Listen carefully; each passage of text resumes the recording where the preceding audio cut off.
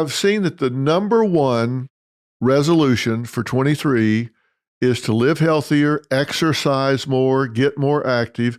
I just don't want people getting hurt while they're doing it. So let's talk about core. What is the best core exercise? I personally, my favorite core exercise is the dead bug. So you're on your back, right? Think about pulling the ribs down. You keep your spine really lengthened, and you basically would reach the opposite arm and opposite foot out. So both legs are off the ground, left leg goes out, right arm goes over the top. And to maintain that without letting the low back go into extension, right? So you're maintaining that core work. You're going to isolate your deep abdominals, your obliques, your transverse abdominis, which are really key to stabilization.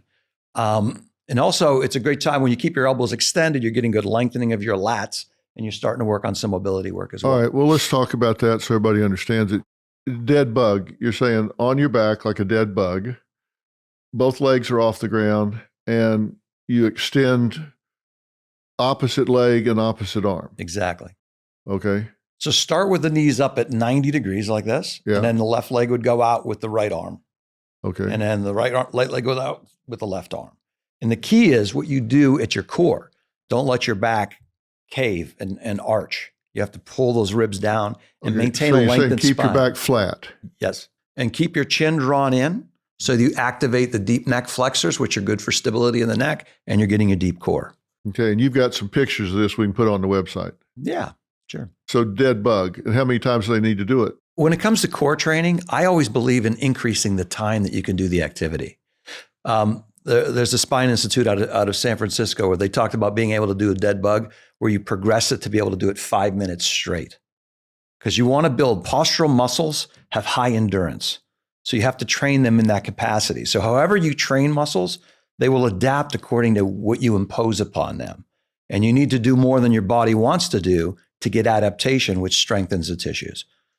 So start with maybe 20 to 30 seconds, and then you progress to 45, to a minute and a half. It doesn't matter how many reps. You're just saying. Just quality reps, slow, controlled, not ballistic.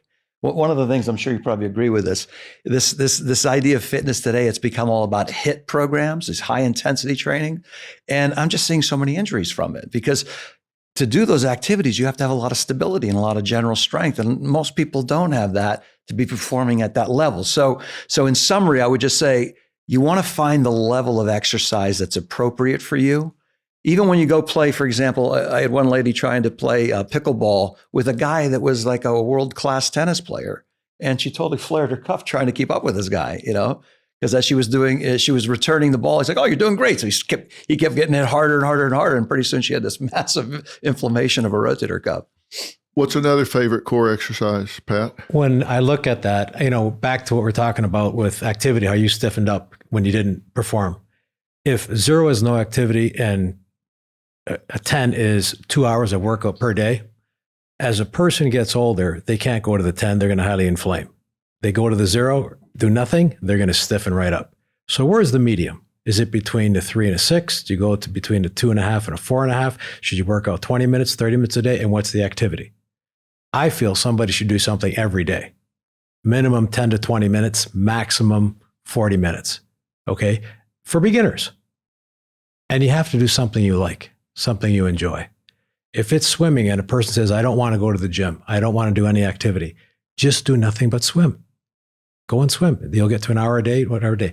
Back to a core exercise, one of the most basic, and it's almost impossible to injure yourself doing this activity. And it's a very mild, basic activity. Laying on your back, bending your knees, flexing, keeping your feet flat on the floor, and pretending and imagining your lower back kind of pushing a nail into the floor. So you squeeze, contract, hold for 3, 4, 5, relax. Squeeze, 4, 5, relax. This is the most basic exercise for anyone who's never done any core activity. It doesn't promote injury unless you fall going down there or trying to get up at that point, but it is the most basic. And then you got more advanced ones, as Dave said, and then there's many, many other core activities.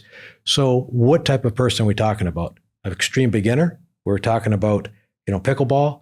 What can one do that is safe and effective? So let's say they did this a set of 12 and they did that 3 times. They're going to be strengthening their core. Massively strengthen it? Absolutely not. But helping it? Yes, you would be. I mean, there are other apparatus machines at the gyms people can do. It depends on what level that they're at. So the key that I have found, as Dave was saying, is that a lot of cross training I have found promotes the greatest injury in people because their bodies aren't in a good enough shape to perform at that high level. They haven't built up to it. It's too aggressive, too much, too soon. And that's where I see the injuries. Yeah. And psychologically, let me tell you, compare yourself to yourself. Don't compare yourself to some professional trainer on YouTube or Instagram. You want to compare yourself to yourself. Like, what did I do yesterday or the day before compared to what I'm doing today? You look at these people that do this for a living, it's all they do. And maybe while they're doing 1,000 reps in a day, you're at your job teaching class at some school somewhere, you're standing on your feet, you're doing this. You don't have the time to do what they're doing. And so to compare yourself to them is unrealistic. You've got to compare yourself to you. Where was I yesterday versus where I am today?